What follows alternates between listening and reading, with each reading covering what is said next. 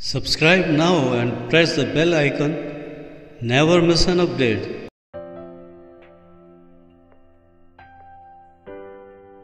Ovarian cyst एक fluid से भरी थैली या एक पॉकेट होती है। ये ओवरी के अंदर मौजूद होती है या ओवरी के सरफेस पे भी हो सकती है।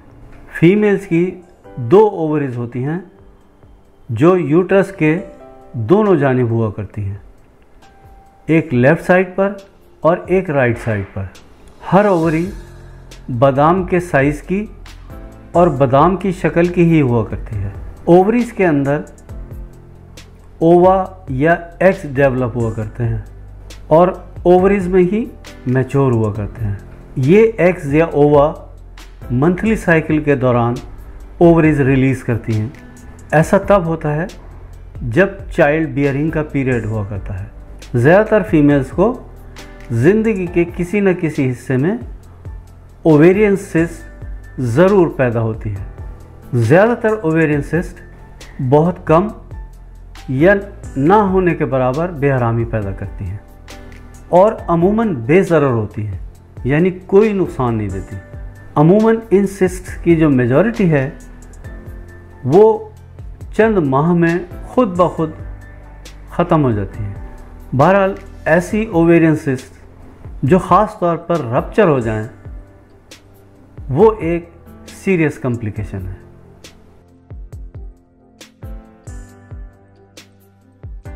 ज़्यादातर ओवेरियन सिस्ट कोई सिम्टम पैदा नहीं करती और अपने आप तहलील भी हो जाती हैं। एक बड़ी ओवेरियन सिस्ट कुछ परेशानी या सिम्टम पैदा कर सकती है, जिससे पेट में दर्द हुआ करता है और ख़ास तौर पर पेट के निचले हिस्से में, और उस जानिब दर्द होता है जिस जानिब ओवेरियन सिस्ट मौजूद हो। यानी अगर लेफ़्ट साइड पर ओवेरियन सिस्ट है तो उसी जानिब दर्द होगा और राइट साइड पर सिस्ट है तो उसी जानिब दर्द होगा। पेट में भारीपन या तंगी महसूस होती है, पेट सूजा हुआ महसूस होता है। इसके अलावा स्टूल पास करते वक्त दर्द महसूस कर सकते हैं। मेंस्ट्रुअल साइकिल के दौरान या उससे पहले अपने पेल्विक एरिया में दर्द महसूस कर सकते हैं। इंटरकोर्स के दौरान दर्द महसूस होगा, कमर के निचले हिस्से में और थाइज़ में दर्द महसूस होगा, ब्रेस्ट में टेंडरनेस महसूस होगी और नौज़िया और वॉमिटिंग भी हो सकती है। ये चंद ऐसी अलामात हैं जो ओवेरियन सिस्ट के दौरान आपको महसूस हो सकती हैं और कुछ अलामात महसूस नहीं भी हो सकती हैं।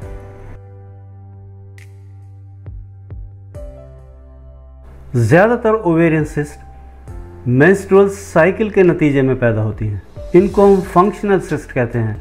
कुछ दूसरी तरह की सिस्ट भी होती हैं लेकिन वो बहुत कॉमन नहीं हुआ करती। फीमेल्स की ओवरीज सिस्ट की तरह का स्ट्रक्चर पैदा करती हैं जिसको हम फॉलिकल कहते हैं, और ऐसा हर माह के दौरान होता है।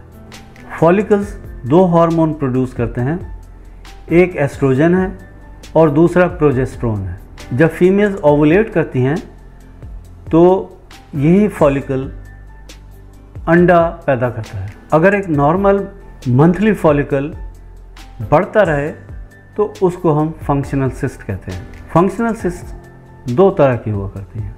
पहली किस्म फॉलिकुलर सिस्ट की है। मेंस्ट्रुअल साइकिल के मिड पॉइंट के करीब करीब अंडा फॉलिकल को फाड़ता हुआ बाहर आता है और फैलोपियन ट्यूब में सफ़र करता हुआ पहुंचता है। एक फॉलिकुलर सिस्ट तब बना करती है जब फॉलिकल रप्चर नहीं होता या फटता नहीं है।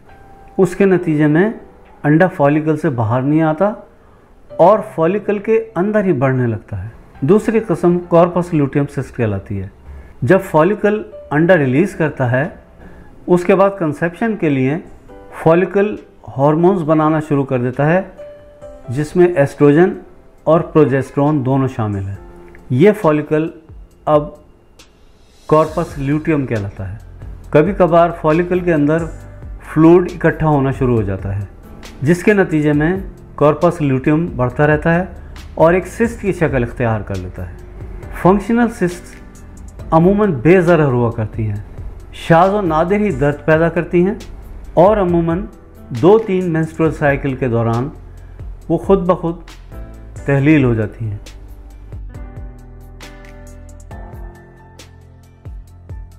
ओवेरियन सिस्ट के पैदा होने का रिस्क तब बढ़ जाता है जब हार्मोनल प्रॉब्लम हो जाए। ऐसी प्रॉब्लम अमूमन तब हुआ करती है जब फर्टिलिटी के लिए एक मेडिसिन इस्तेमाल होती है जिसको क्लोमिफीन कहते हैं। क्लोमिफीन फीमेल्स को ओवुलेट करने के लिए दी जाती है ताकि फ़ीमेल इस काबिल हो जाए कि वो ओवा या अंडा पैदा करने लगे। उसके बाद रिस्क फैक्टर में प्रेगनेंसी आती है। कभी कभार प्रेगनेंसी के दौरान सिस्ट फॉर्म हो जाती है या सिस्ट पैदा हो जाती है जब ओवुलेट हुआ अंडा प्रेगनेंसी के दौरान ओवरी के अंदर ही रह जाता है। अगर किसी फीमेल ने ज़िंदगी में एक बार सिस्ट डेवलप कर ली है तो उसके बाद उसके चांसेस बढ़ जाते हैं कि वो दोबारा जो है सिस्ट डेवलप कर ले।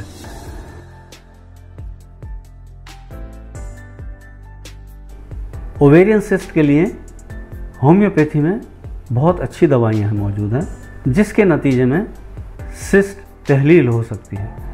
इन मेडिसिन में सबसे पहले थूजा 200 आती है। इसके 3 ड्रॉप्स आपने हफ्ते में एक बार थोड़े से पानी में मिलाकर पीने।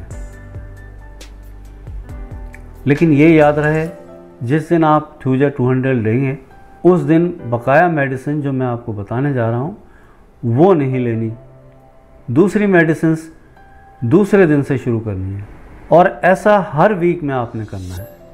एक दिन थूजा लेनी है, दूसरे दिन से बाकी दवाई आपने इस्तेमाल करनी है। अगर ओवेरियन सिस्ट आपकी लेफ़्ट साइड पर है तो आपने लेकेसिस 200 लेनी है। लेकेसिस 200 के 3 ड्रॉप्स सुबह और 3 ड्रॉप्स शाम थोड़े से पानी में मिलाकर पीने हैं। अगर ओवेरियन सिस्ट राइट साइड पर है तो ऐसी सूरत में आपने एक और मेडिसिन है एपिस मेलिफिका, ये भी 200 पोटेंसी में लेनी है। इस मेडिसिन के 3 ड्रॉप्स सुबह 3 ड्रॉप शाम थोड़े से पानी में मिलाकर आपने पीना है।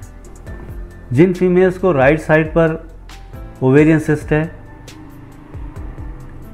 वो भी थूजा 200 उसी तरह हफ्ते में एक बार ज़रूर लेंगी। जिनको राइट साइड पर ओवेरियन सिस्ट है वो लेकेसिस 200 बिल्कुल इस्तेमाल नहीं करेंगे।